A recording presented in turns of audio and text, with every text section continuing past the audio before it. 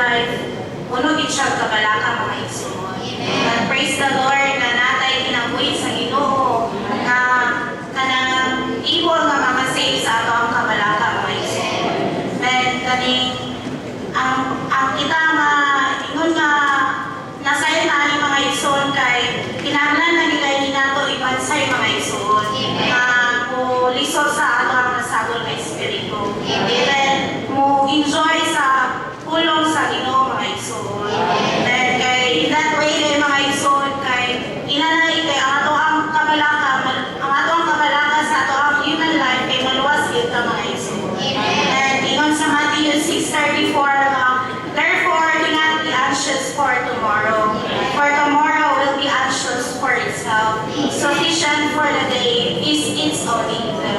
So kanang